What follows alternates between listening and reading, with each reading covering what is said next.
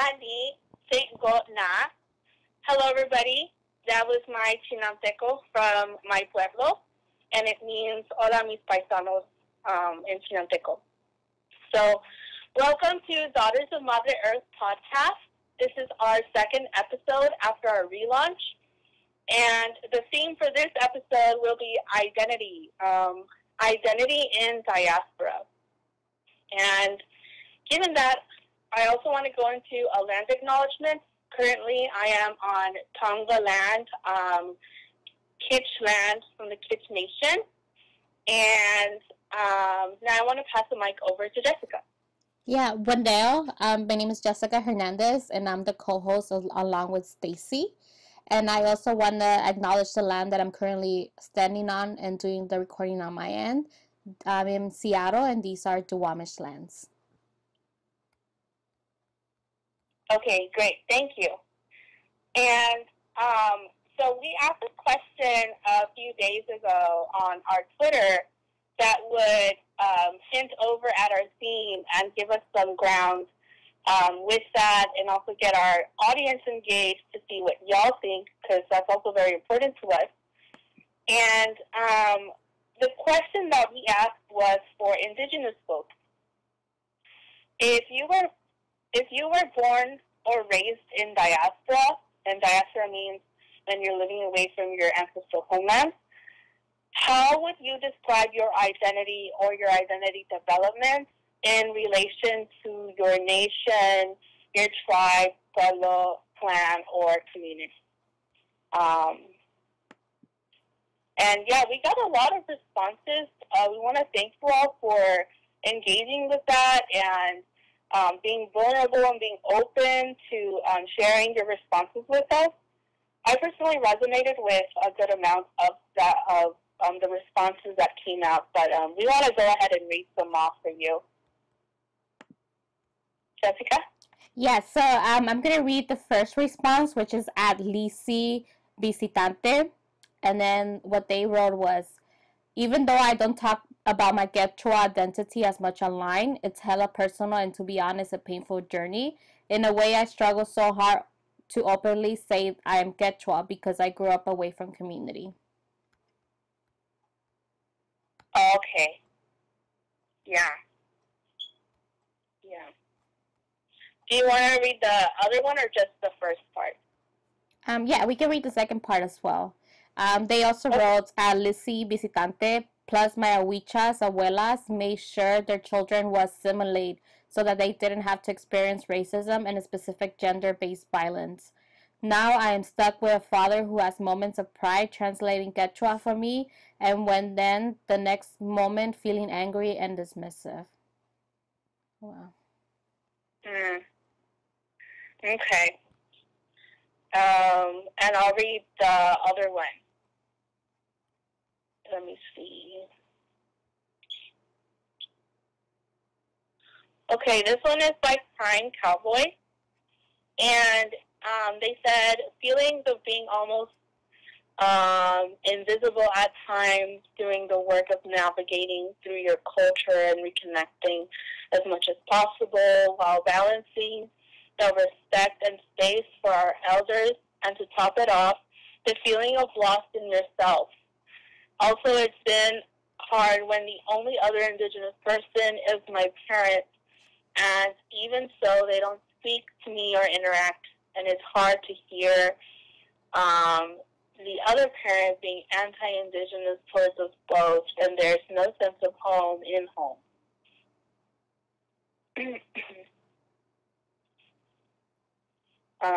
Do you want to read the next one? Yeah, so our third participant mentioned, and this is at Como La Flores, the connection is hard. I've been trying so hard to reconnect, but it is incredibly difficult when I live thousands of miles away from my ancestral lands, especially since the tribe I descended from no longer has the language, and because of this, my tribe cannot be federally recognized in Jalisco. However, this makes me want to reconnect even more. The fact that my tribe is still there despite all the hardships and displacement gives me hope and makes me proud to be Coca. It makes me feel resilient. Wow. Okay. And I'll go on to this other one that was left by Kilina Himali. Okay, forgive me if I didn't pronounce that right. IDK, if there was a combination of my personality growing up on the mainland, but not being from Hawaii took a toll on me throughout my life, most definitely. My parents made sure my siblings and I were culturally active and aware that we were Hawaiian when we were young, but trips back to Hawaii every summer were sometimes uncomfortable, especially as I got older and realized I didn't talk Pidgin or Lilo Hawaii wasn't good at hula and wasn't as close with my cousins and siblings, and I were the only mainland cousins, and everyone else lived and grew up in Hawaii. I always felt like an outsider, even right now at 23, living in Hawaii, being surrounded by strong, smart Hawaiians. I've taken advantage of being in Hawaiian history and Lilo Hawaii classes, but I think me still feeling like an outsider is a combination of growing up where I did, no matter what, I still feel low-key like a Haoli. Okay. And are there more? Yeah, we can read the last one that we have here. At D Delgado Vive. It's definitely a process of building and deepening a connection. My father moved away from our pueblo pretty young, and his family was also more assimilated. So there's also this element of realizing my connection to our people is mine and may be different than his. I always had a good sense of connection, but it's grown stronger the more I have visited and learned, and the more I have incorporated our customs and beliefs into my life. Teaching my kids have been one of the biggest connectors for me, but I do feel isolated. Who will be their community? Okay. Yeah, so we want to thank everybody who responded to our question. It's a really, deep question, given that it relates to diaspora, whether you were born or raised in diaspora, which is living away from your ancestral homelands. So, Stacy, how will you describe your identity or identity development in relation to your nation, tribe, pueblo, clan, or community? Ooh, yeah. I asked this question because I was born and raised in diaspora, and it's very interesting because I grew up, Chinanteco was my second language, Spanish was my first, and my dad always told me that he wanted me to learn Chinanteco and be fluent in it because one day we would be able to go back home and meet my relatives.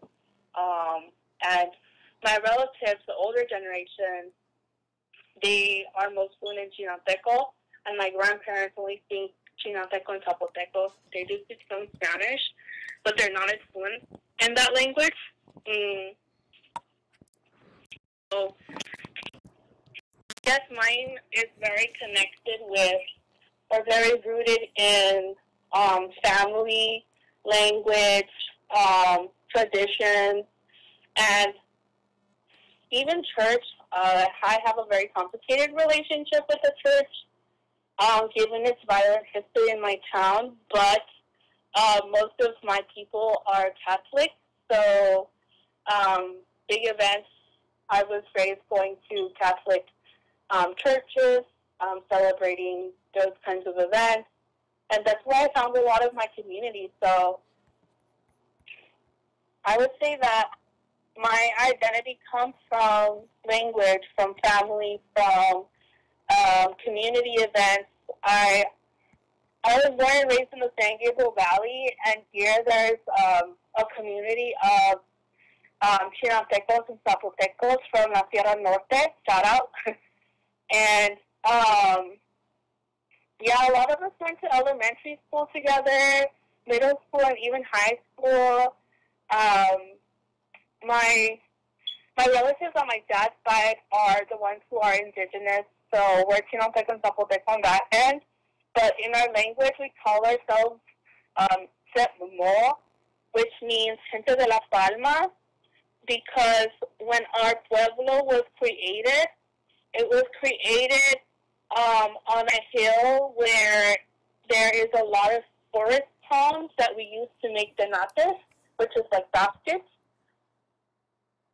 So that is how we identify and who we are. And yeah, but growing up, I never really knew what it meant, what this quote indigenous meant, indigenous term, or why it was important, or how it was very political.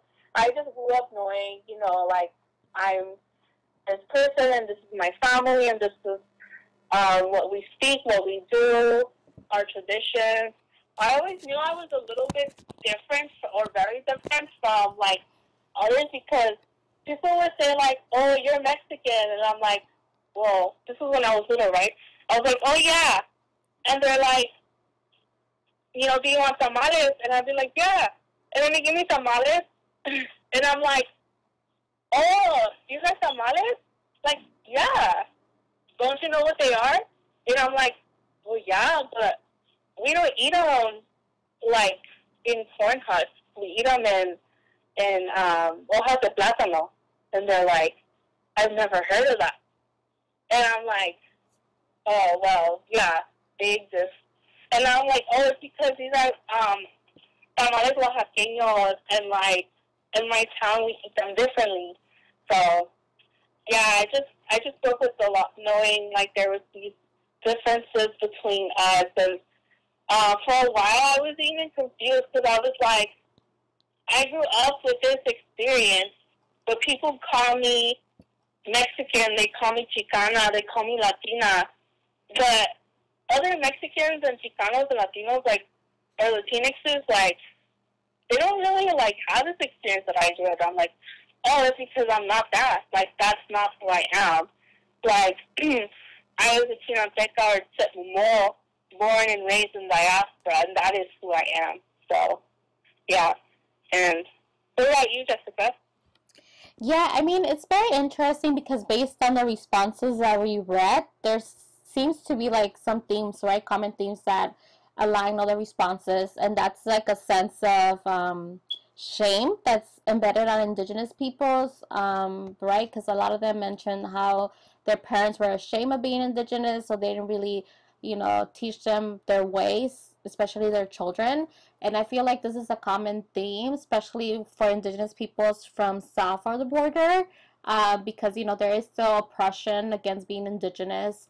And then once you come in here, you can kind of like, I wouldn't say assimilate, but you can hide into the identity that you mentioned, like of being Chicano, being Latinx, being Latino, Latina, or just, identifying with your home country. So you can identify as Mexican, Salvadorian, Guatemalan. But for me, it was very interesting growing up just because my dad was displaced at a young age given the civil war in El Salvador. As a Chortí man, most of our indigenous people experienced genocides because they were the first ones either forced to, fight in the war, or they were the first ones to be killed.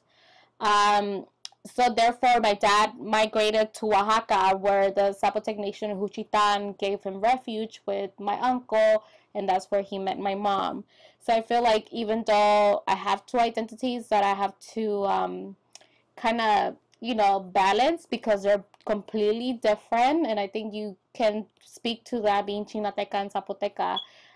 For me, being Chortí and Zapoteca is different because one is more of a matriarchal society, and then when I talk to my Maya relatives, I see that patriarchy infiltrated our communities, and it's manifested in a different way.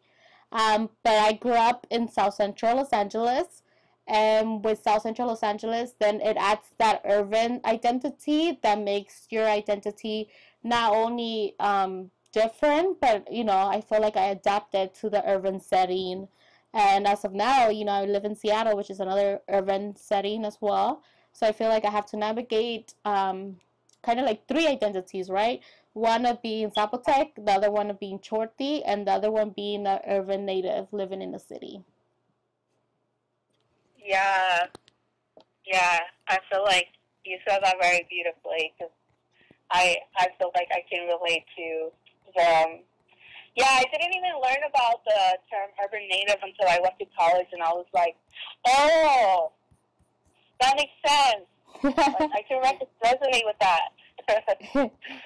Yeah, because like some of our traditions are land based, right? But when you live in the city, like there's like a limitation of what land based we have, given that cities are overpopulated. The space that we have is not the space we have back home. And for me, I guess like it's a different perspective, just because my mom and my dad are the only ones from our nations, along with my uncle from my dad's side who also came here, who are from our families. So like like everybody here has a different connection because they have like big families. But for us, if we want that family connection, we have to go back to our homelands, and that's why we travel back and forth, I guess, in that aspect. Yeah. Mm-hmm. Yeah. Yeah, that's interesting because I think like another there's a lot. I feel like there's a lot to my story that I can't mention it all at the like in one go.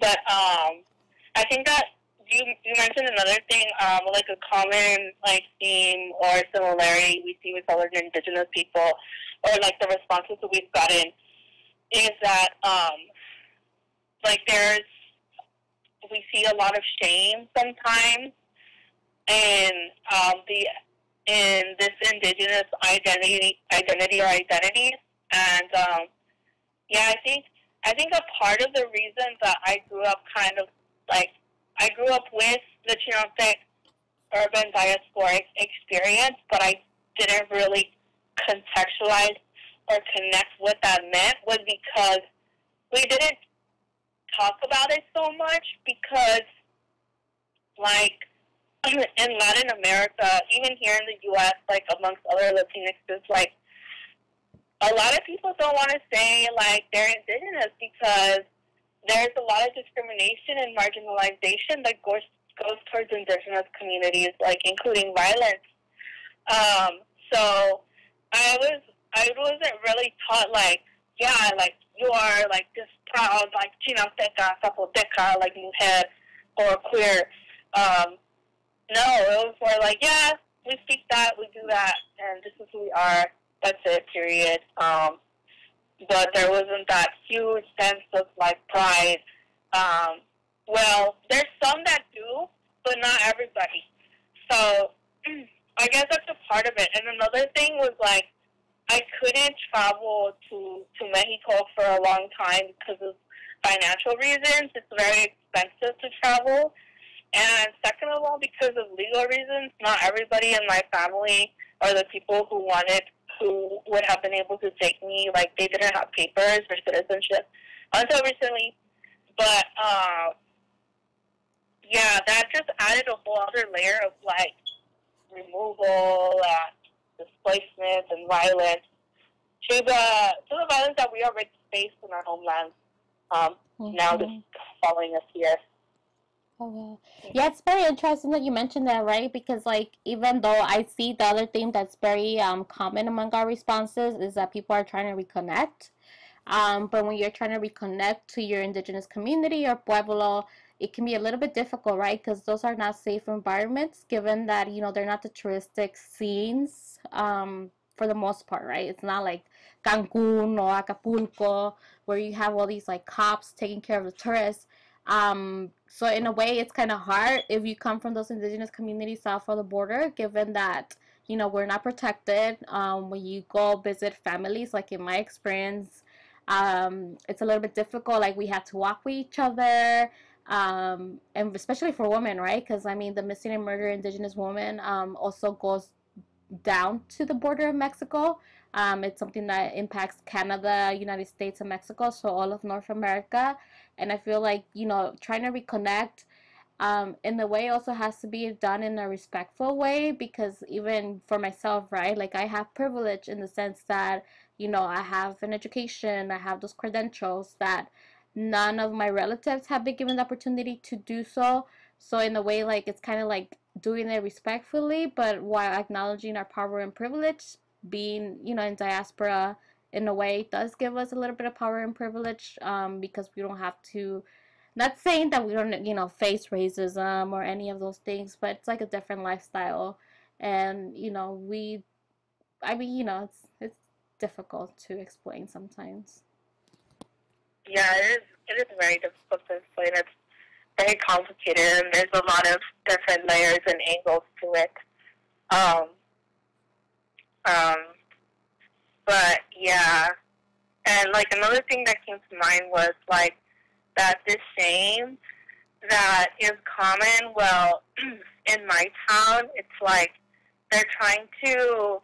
The ethnocide is still going on. Like the ethnocide is still going on whether you're in Mexico or the U.S. because of the public education system is not designed to cater to like Native children and Native students, and that's a very real thing in my town still because like the teachers will punish or shame or harass our children if we speak in one of our native languages, Pure Chinantec or Zapoteco, and that's a problem I've been trying to address on my end, but it's also very difficult and also very complicated in terms of whether it's even in my place to address that, given that I didn't grow up there. But yeah, so I'm kind of working on that in more privately from my end, or at least to address that here within our youth here, and how we are being assimilated by the U.S. education system. But I kind of lost my train of thought. But yeah, going back to the shame and trauma that a lot of Indigenous communities face, I think another part of that was the fact that in my town there have been, or for my people, there have been multiple waves of genocide. I don't even know, like, I know there has been at least two or three collectively. And therefore, I can understand why it's hard for a lot of us to try to, assert that pride, because there's a lot of healing that has been done, but also needs to be done on that end. And yeah, that was just another thought that came up when we were reading these responses. Oh, wow. Like, when you mentioned language, I was just recently asked, actually, a day ago, yesterday, actually, yeah, yesterday, I was asked by somebody, oh, what did you learn first, Spanish or English? And for me, looking back, I learned, I don't know which one I learned first, given that, because I went to school in California, in Los Angeles, through ESL classes, I actually learned Spanish and English at the same time. Because I guess when you're brown, they automatically assume that Spanish is your native language. But for me, it was different, right? So yeah. I would say that I did struggle a little bit more in those ESL classes because, for me, I was actually, learning two freaking new languages. Both colonial languages. Oh, yeah, me too. That we have to acknowledge.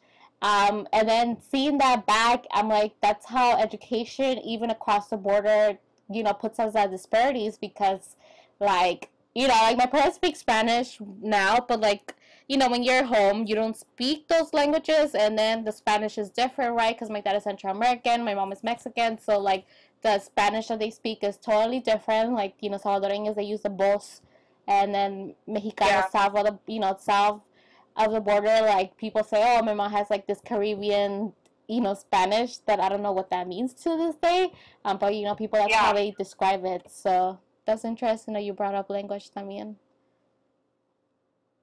Yeah. Yeah, I was in the ESL classes too for a while, for a good time. And that was another, that came with a lot of other experiences. Yeah. Because I remember, when I was little, I was really good at math.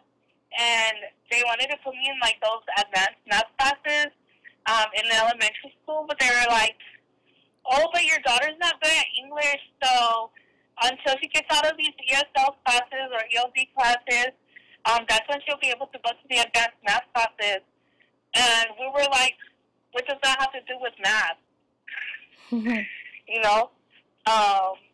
And, yeah, I feel like there was a lot of, like, maybe not overt racism that was communicated to us or imposed on us, because the message that I always got from my elementary school, or that I felt that I got from my elementary school, was, like, English needs to be your first language, and you need to be the most fluent in that.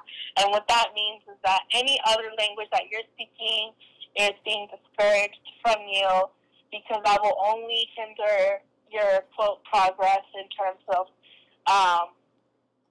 being advanced in English. And so that also discouraged a lot of my family from teaching me not just more Spanish, but Chinanteco.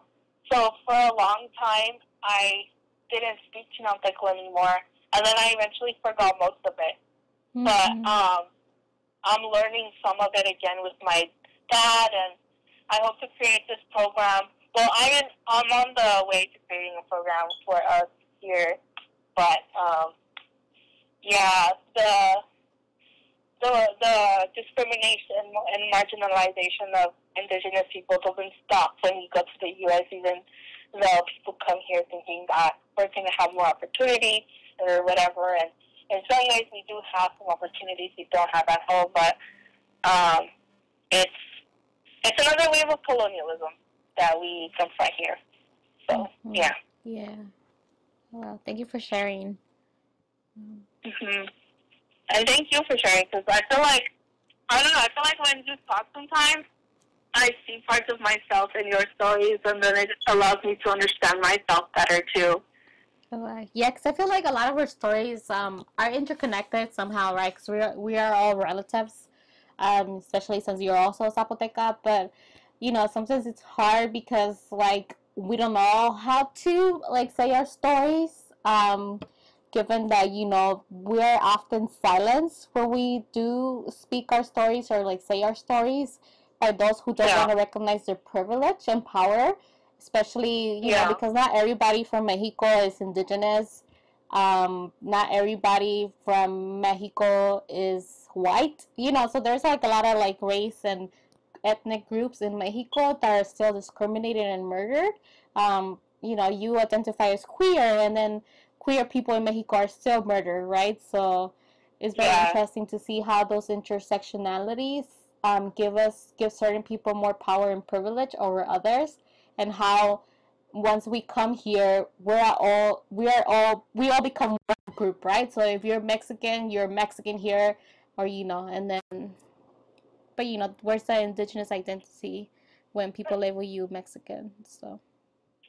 Yeah. Oh my gosh. I feel like that Mexican label and the Chicano and Latinx label, like, those labels only added to my confusion. Because everyone was just like, you're Mexican, you're Mexican, you're Mexican. And then, like, I go to my mom who's Oaxaqueña, and she's like, yeah, but we're not like the other Mexicans because we're Oaxacans. And then it took me a while to understand what that meant, but it's like, Mexicans don't really like Oaxacans. And there's a lot of anti-indigenous and anti-black discrimination against Oaxacans. And so, like, you know, I'd go to my dad, and he'd be like, well, like, not really. Like, you're not really Mexican because, you know, Mexican is more of, like, this mestizaje, like, not necessarily racial, but cultural mestizaje. And this is what our culture is, which is Chinanteco and Zapoteco, which is very different from that, from the national identity. Mm-hmm. And then I go to college. That's just a whole other mess almost, because a lot of people are like, oh, like, everyone basically trying to send this message out that everyone who's brown is freaking Chicanx. And it's like, well, what if you don't identify as Chicanx? Like, what if you don't claim Chicana because you're Central American or you're indigenous? And it's like, oh no, but you're Chicanx. It's like, So basically, stop telling people how to identify Chicanx is, because not everyone who's brown is Chicanx. That is a self-claimed term. Doesn't apply to everybody. And yeah, but yeah, that's just something else I wanted to say, because I feel like that's just another way that like these people with more privilege in terms of like connection to a national identity, like try to assert their privilege over Indigenous people and try to silence us and take our stories. And it's like, you know what? Like, we're tired of that. We will not be silenced. We will keep talking. We will be even louder the more you try to do that. So don't. And if anything, like, give your support, because not only are we antagonized for our stories and for who we are persecuted. So that is more than enough for us to deal with. Yeah, and it's very interesting that you mentioned that, because I feel like that, you know, Mexico has developed this mestizaje identity where you are indigenous, but you're part indigenous of a civilization that no longer exists. For instance, you know, Toltecos, Olmecas, Aztecs, Mayan. I'm like, there is a lot of groups of Mayans. Which Mayan are you? But it's interesting, right? Because that's the identity that Mexico feeds people, because, you know, it's based on settler colonialism. Like, you're Spanish and you're indigenous, but when you're indigenous, you reclaim an identity that no longer exists in Mexico, which in a way is still oppressing the, you know, I believe it's like 56 pueblos that still live in Mexico who are indigenous, who are facing the anti-indigenous discrimination, racism, and oppression, and even violence. So yeah. But thank you for sharing. And I guess our second question is, how do we maintain our ties to our people? True. Well, I can answer that from a diasporic lens, because that is my life and experience, diaspora baby. Do you want to answer that first, or do you want me to go ahead? Yeah, you can go first. Doesn't matter. Okay. Well, how do I maintain my ties to my people here? I think first is location. So when we migrated, when my family migrated, because I was born here, my family migrated to the San Gabriel Valley. We came here because we had Zapotec paisanos who were already established here, so they opened the doors to us or for us and helped us find our way here by through jobs. They had connections to a lot of jobs in restaurants and fast food places. So that's how my family was able to find jobs here, and including housing. They had connections to housing, a lot of apartment complexes. And so I think our networks are pre-established networks. It's just about us like maintaining those networks. So the first one is like location, and the second one is also the church. I don't like the church because, to be straight up, they conducted a mass murder of my people in our town, and it was to intimidate anybody who would not convert to Catholicism. So anybody who wouldn't convert would be murdered. And I don't know if they would be tortured, but I know there was mass murder for that. So, but my community has also come in certain ways to reclaim and redefine the relationship with the church, because those that did convert, they didn't abandon their indigenous our indigenous spirituality in ways. If anything, I guess the word is syncretized or synchronized. But we kept those even during the practicing of Catholicism. So here we see each other a lot, like during Easter Sunday, during Christmas Eve Mass, during Sunday Mass. I was very involved with the church when I was little until I learned like the history of what they did and what they've been doing. But that's how I also like saw a lot of stuff like that. And that leads to family events, whether it be carne asadas. We see each other at carne asadas, at weddings, at communion, first communion, bautizos. What else? Just getting together for some pan de yema with atole. My aunt makes such good atole. I need to visit her. Not for her atole, just cause. But let me see. Oh, and social media. Social media is more of a new one. But like for example, my people or my town will have different like groups and different social media networks where we all, post pictures of the town or post pictures of each other, share what's going on in our lives, update, say hello. And yeah, it's really nice. Actually, recently I was able to FaceTime when I was in the city, and I not having my phone yet, but when I was in the city, I was able to FaceTime relatives from there, from Oaxaca City, to the San Gabriel Valley.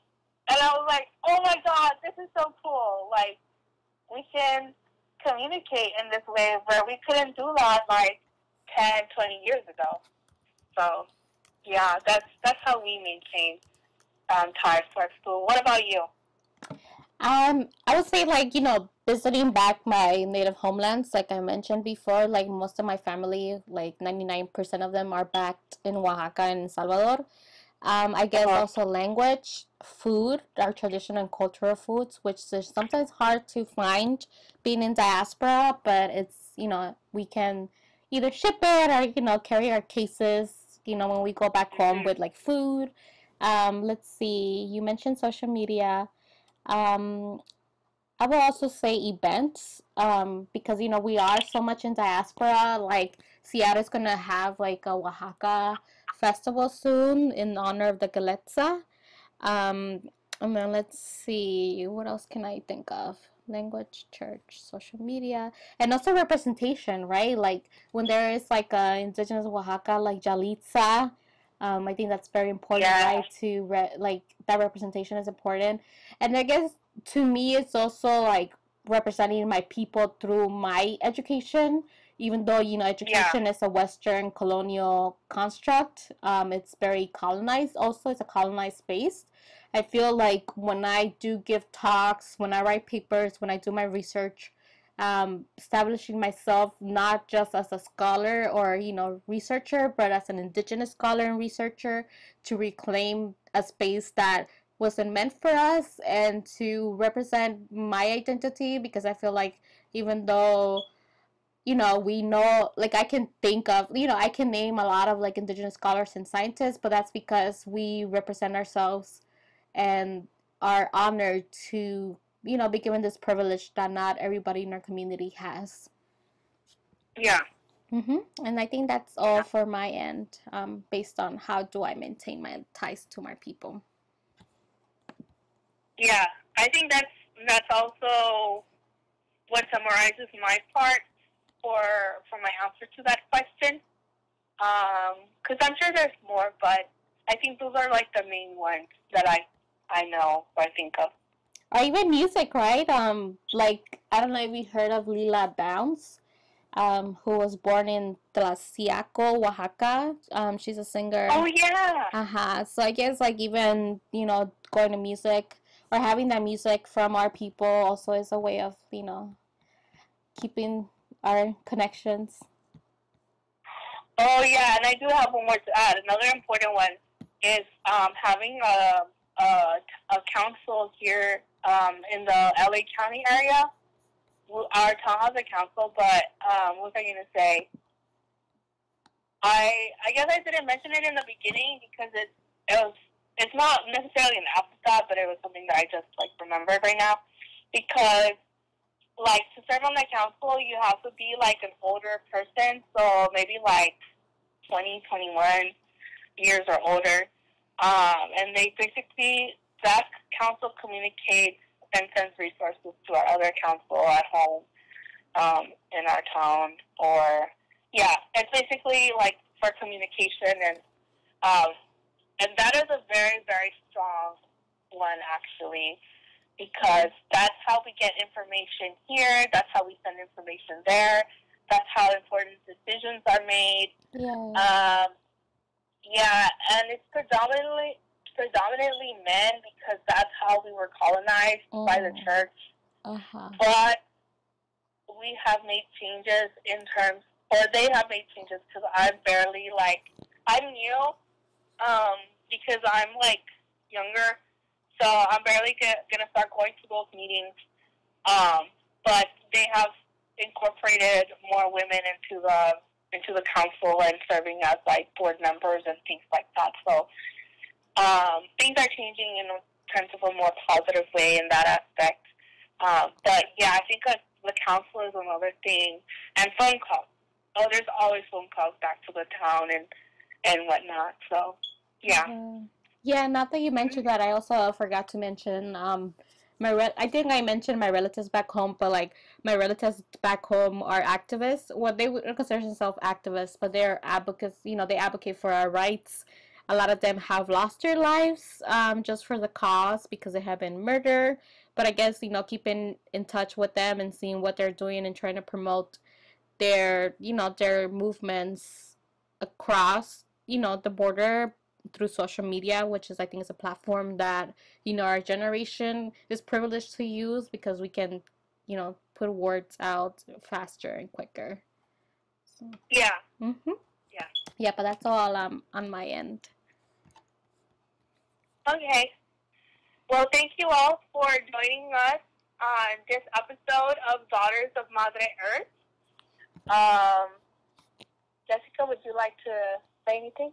Yeah, I just want to thank everybody, and we hope that you all have a great week. This was episode 2 of Daughters of Madre Earth, and we hope you enjoy listening to us. And we're going to release or drop our question number 3 for our episode 3 soon. So thank you again. Yeah. Oh, and last shout out, we have some more art coming out. Thank you to Fran who bought our most recent canvas auction. Thank you for supporting us. And that's on its way to you right now. So we'll be posting another one, probably sometime this week. All right, thank you, everyone. Have a great week.